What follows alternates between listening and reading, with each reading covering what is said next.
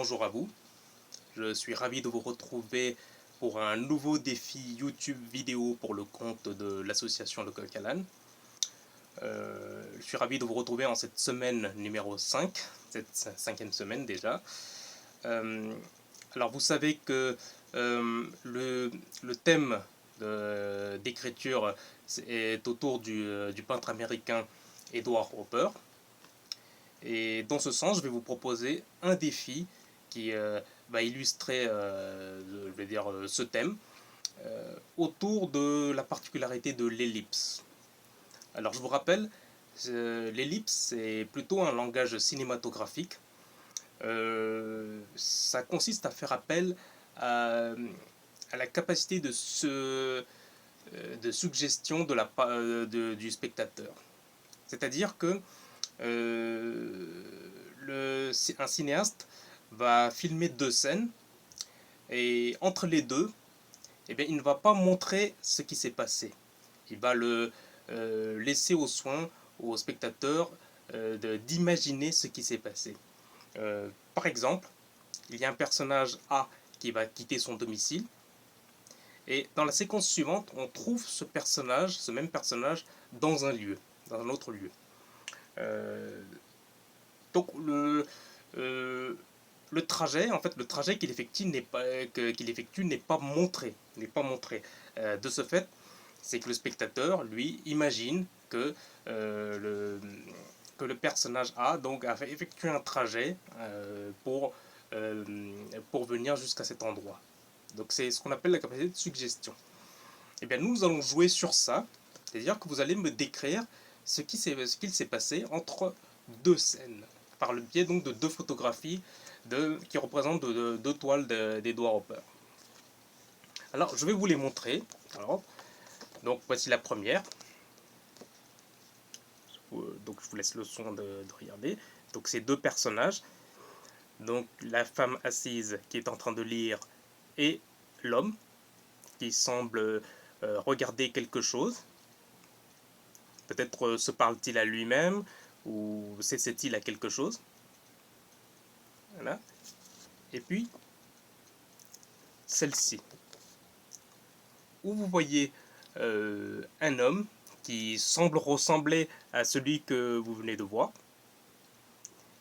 Et puis, sur ce côté-là, une femme qui est en train de lire. Peut-être celle que nous venons de voir. Voilà.